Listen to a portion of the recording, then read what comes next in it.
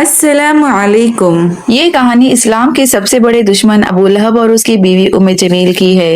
یہ کہانی اللہ نے خود قرآن میں سورہ لہب میں بیان فرمائی اور اس کی تفصیل حدیث کی کتابوں میں بھی ملتی ہے۔ ابو لہب کا اصل نام عبد العزیٰ بن عبد المطلب تھا۔ وہ محمد صلی اللہ علیہ وسلم کا چچا تھا۔ اس کا لقب ابو لہب اس لیے تھا کیونکہ اس کا چہرہ سرخ اور چمکدار تھا جیسے آگ کی لو۔ وہ مکہ کے امیر لوگوں میں سے تھا۔ اس کے پاس بہت مال تھا، بہت طاقت تھی، بہت سٹیٹس تھا، لیکن اس کا دل اسلام کی نفرت سے بھرا ہوا تھا۔ ایک دن نبی صلی اللہ علیہ وسلم کو اللہ نے حکم دیا کہ اپنے قریبی رشتہ داروں کو اسلام کی دعوت دیں۔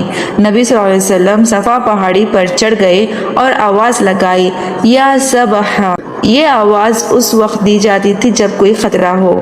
سب لوگ جمع ہو گئے۔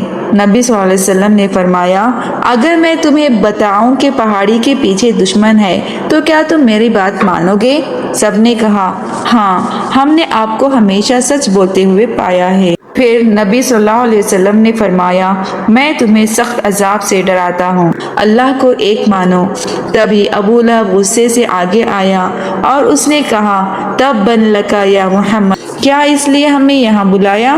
مطلب تم برباد ہو جاؤ، کیا اس لیے ہمیں یہاں جمع کیا؟ یہ نبی صلی اللہ علیہ وسلم کی سخت توہین تھی۔ اس پر اللہ نے فوراً سورہ لہب نازل فرمائی۔ بسم اللہ الرحمن الرحیم تبت یدا ابی لہب وتب۔ ابو لہب کے ہاتھ ٹوٹ گئے اور وہ خود برباد ہو گیا۔ ما اغنى عنہ مالہ وما کسب۔ اس کا مال اور اس کی کمائی اسے کچھ فائدہ نہیں دے سکتی۔ سیصلی نارا ذات لہب۔ وہ جلد ہی بھڑکتی ہوئی آگ میں داخل ہوگا۔ وامرأته حمالة الحطب۔ اور اس کی بیوی بھی جو لکڑیاں اٹھانے والی ہے۔ فی جیدها حبل من مسد۔ اس کی گردن میں رسی ہوگی۔ ابو لہب کی بیوی کا نام ام جمیل تھا۔ وہ بھی اسلام کی سخت دشمن تھی۔ اس کا ایک بہت برا کام تھا، وہ روز نبی صلی اللہ علیہ وسلم کے راستے میں کانٹے بچھاتی تھی۔ سوچئے، نبی صلی اللہ علیہ وسلم جب چلتے تھے تو ان کے پاؤں زخمی ہو جاتے تھے، کپڑے پھٹ جاتے تھے، لیکن ہمارے پیارے نبی محمد صلی اللہ علیہ وسلم نے کبھی بددعا نہیں دی۔ وہ صبر کرتے رہے، اس لیے اللہ نے اسے حمالۃ الحطب کہا، مطلب لکڑیاں اٹھانے والی۔ علماء کہتے ہیں دنیا میں وہ کانٹے اٹھاتی تھی اور آخرت میں وہ جہنم کی لکڑیاں اٹھائے گی۔ جب سورہ لہب نازل ہوئی، ام جمیل بہت غصے میں آئی۔ وہ نبی صلی اللہ علیہ وسلم کو ڈھونڈتے ہوئے حرم آئی۔ اس کے ہاتھ میں پتھر تھا۔ نبی صلی اللہ علیہ وسلم وہاں بیٹھے تھے ابو بکر رضی اللہ تعالی عنہ کے ساتھ، لیکن اللہ نے معجزہ کیا، ام جمیل نبی صلی اللہ علیہ وسلم کو دیکھ ہی نہیں سکی۔ وہ ابو بکر رضی اللہ تعالی عنہ سے کہنے لگی، مجھے پتہ چلا ہے تمہارے دوست نے میری برائی کی ہے۔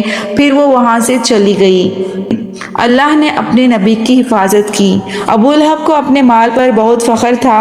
وہ کہتا تھا، میرے پاس بہت مال ہے، مجھے کوئی عذاب نہیں ہوگا، لیکن اللہ نے کہا اس کا مال اسے نہیں بچا سکے گا، اور واقعی اس کا مال بیکار ہو گیا۔